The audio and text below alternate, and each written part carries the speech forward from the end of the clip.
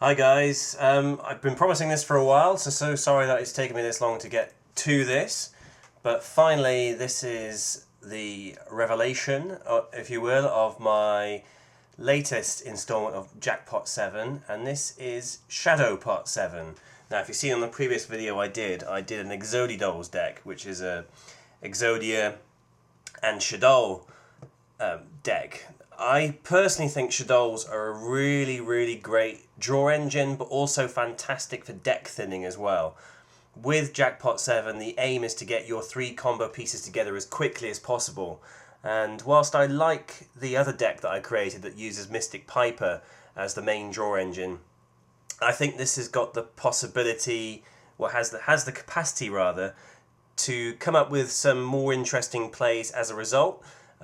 Leaves the board pretty filled with monsters as well, so you're not always exposed to attacks. You can obviously recycle the Shaddoll effects, and it just allows for greater consistency with the deck. Although if you're expecting this deck to be super meta competitive, unless you're drawing into the 3 combo pieces in the first 2-3 turns, as with the other deck, the difficulty is that you really do struggle with Jackpot 7 because it does rely on consistency, on speed, but also surprising the opponent into thinking that you're playing Shaddolls and they're expecting something else, when in reality you're playing a variation of Jackpot 7. But anyway, let's just jump quickly into the deck profile and I'll show you what I've come up with. So, 3 Dark Scorpion Burglars, staple, you need this and to send to your opponent's side of the field through either Sheehan Spy or Creature Swap, and you'll be crashing your monsters and tokens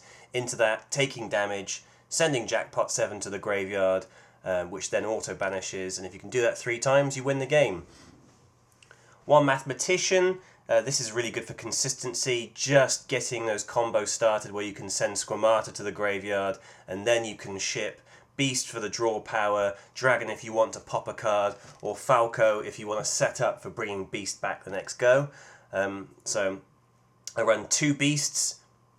Where possible, you want to be recycling his effect as much as possible, whether it's the second effect in sending it to the graveyard or getting it onto the field with Falco, so that you can use the flip effect, which is draw 2 cards and discard 1 card. And of course, if you're discarding a Shaddoll monster, you can keep recycling those effects.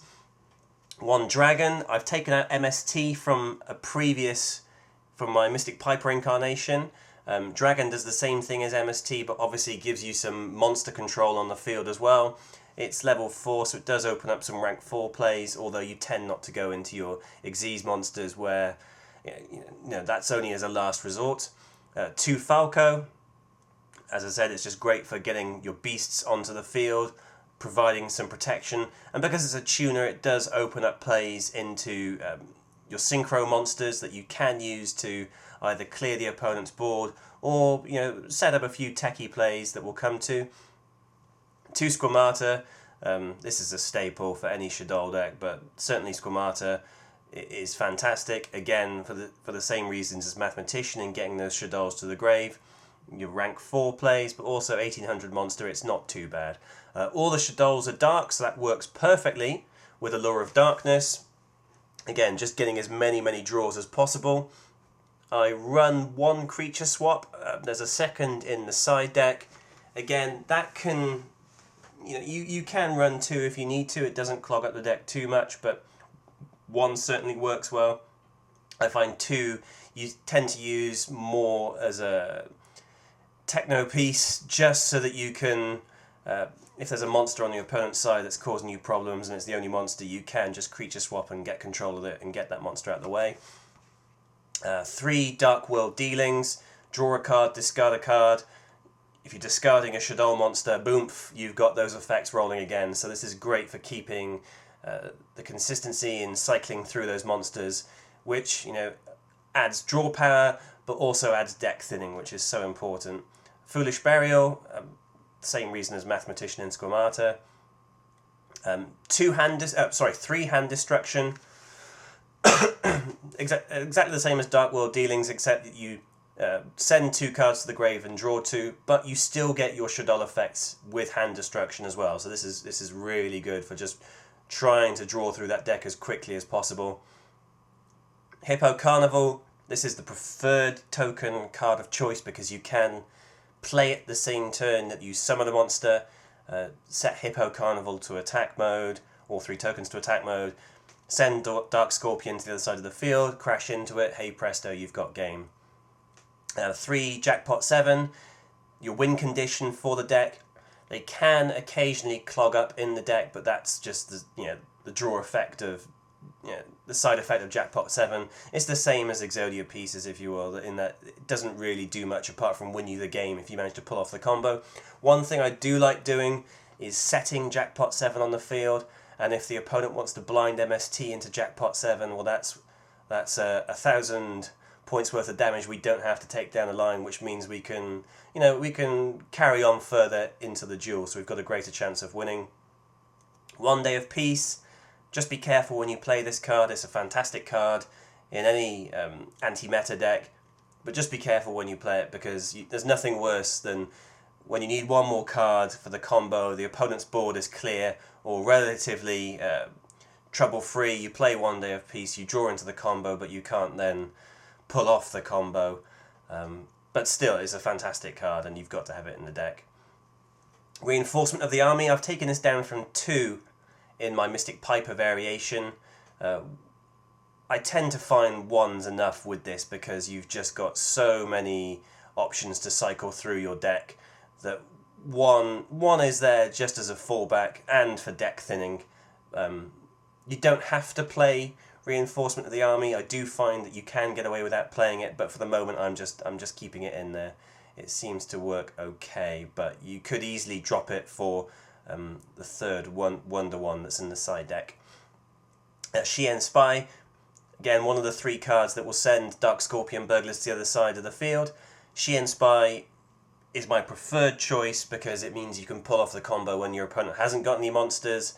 Obviously if the opponent's got 5 monsters on the field, Shien Spy is a bit of a busted flush, but if it's got to that point, chances are you're going to lose the game anyway. So Shien Spy at 2. Soul Charge, this is just for extending plays, getting into the synchro monsters, like if you need to get into Black Rose or Star Ascension or Star Eater, Sky Ascension or Star Eater, it's a great card to use for that. You can't use your battle phase the same time you play it, so do be careful. More often than not, I use it just to bring back normally 3 Shaddoll monsters, normally Beast, Falco, and then one of the level 4s. I'll then use Wonder Wand on one of the level 4s just to keep the draw power going. And normally Black Rose is the preferred card to go into just to clear any potential issues that may be on the field. 3 Upstart Goblin, that your opponent gaining life points is not what you're worried about in this deck, so have the life points and I'll have my card, thanks. Wonder Wand, currently at 2, but you could, as I said, take out Reinforcement of the Army, or even Sinister Shadow Games, and run 3. The thing that I find with it is you tend to only have 1 face-up Shaddoll monster on the field at a time, unless you've used Soul Charge, so I have found that 3 can get a little bit cloggy, and 2 works nicely to get the draw power. Also Mathematician's a spellcaster as well, so you can work with that and get the draw power going. Sorry, whilst I'm looking at my side deck, I just want to bosh this into it whilst the thought takes me. 3 Reckless Greed, super draw power. Ideally you want to be setting off multiples of these if you can, so you can draw as much as possible and miss as fewer turns as possible. And I'm currently operating with 1 Sinister Shadow Games. This card comes in and out of the deck at a whim. It's nice in a clutch, but yeah, this is perhaps the one card that I might drop out for something in the side deck. But if you get it early enough, it's great for starting off those combos that you need to start cycling through the deck. So it's there for now. You don't have to play it. It's just something that I'm toying around with. But other options that you can play that are in the side deck: 1 Hedgehog, 1 Magician of Faith. This would be the card that I'd bring in for Sinister Shadow Games, I think. I have tried Summon a Monk. It's a nice little combo. that you can play. You can get Dark Scorpion to the field and obviously summon them. The downside is you've got to send a spell card to the graveyard, and if you look at the deck, we're running 25 spell cards, and most of them are needed quite badly in some which way, shape or form. So it's there as a possibility. It does work with Wonder Wand, it does work with Allure of Darkness, but I'm not 100% sold on it just yet. There's the second creature swap for Techers. Double summon, I have run this in the past with this deck. It can work. It can work. It certainly can work in terms of if you summon a monster, double summon, you can set Beast then. Because getting Beast onto the field is paramount to getting any success with this deck. So you can utilise it. I have found in the past though that it's a bit of a dead card in the deck. But no, you can use it. Mystical Space Typhoon. So you've got Dragon in the deck, so MST's not really all that needed. But there are times when, if they've got Vanities, well, you could have done with Mystical to pop it. But, c'est la vie. If they've drawn into the one Vanities, it's GG for you anyway. They're going to win the game. Scapegoat. You can run Scapegoat as a defensive card, again taking out Sinister or Reinforcement of the Army and playing Scapegoat, and just using this as part of your stall, just to slow down your opponent's attacks. I wouldn't really look to be using Scapegoat to complete the combo, because you need to play it at the end of your opponent's turn, then send them all into attack mode. It gets a little bit tricky with Scapegoat, but it can work, so it is there as one. But as I said, I tend to use it more in a stall defensive fashion. The Warrior Returning Alive. Have tried this, not 100% sold, but can work with it. If you've got Hand Destruction or Dark World Dealings and you don't have any Shaddoll monsters to send to the graveyard, you're then safe in sending Dark Scorpion Burglar, knowing you can get him back to your hand that turn if you need to pull off the combo then and there. Wonder Wand. Another Sinister, another Rotor, 3 Legacy of Yataya. So if you need to add, another draw card into the deck, you can do. But I think there's so much draw with Upstart and Dark World and Hand Destruction and Darkness that I don't think you need Legacy. But it's there if you need it, and one Wabaku as an idea. The main weakness of this deck comes from the fact that often, you're sending Falco to the grave and it special summons itself in defense mode. If you're doing that the same turn, then you can't get the special summon if the opponent's attacking the same turn or pulls off some shenanigans. You can't reuse Falco's effect. So I have toyed with Battle Fader and Wabaku in the deck just to stall out the opponent for one more turn.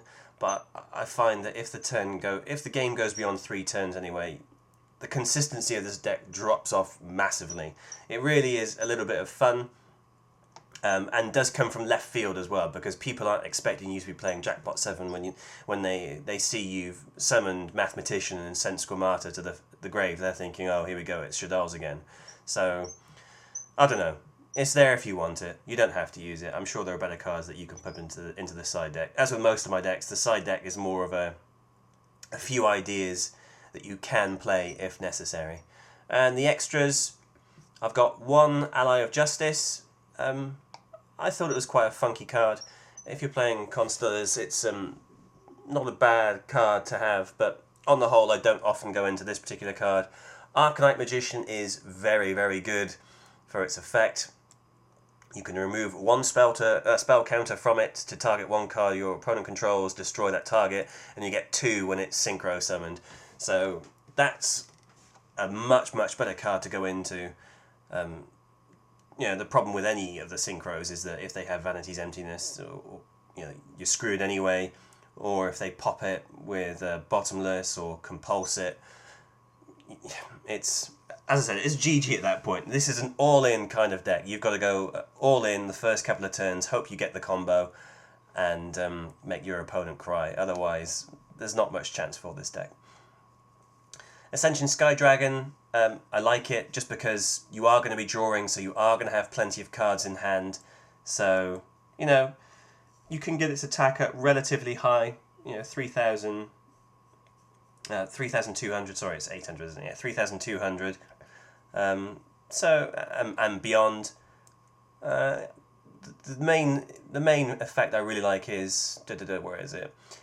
If this is sent by your opponent's card, by battle or card effect sent to the graveyard, if all the monsters that you use for the synchro summon of this card are in your graveyard, you can special summon all of them. So again, you're just buying yourself a few extra turns worth of defense, which is important.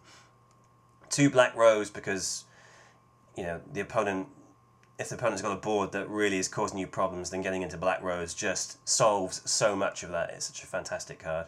And Star Eater's in there as well, just as a generic level 11 synchro.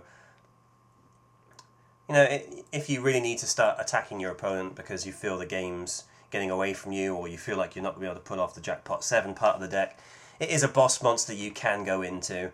The problem is if you lose it, you've lost the game anyway, but that's the whole point of the side deck. If you're really using the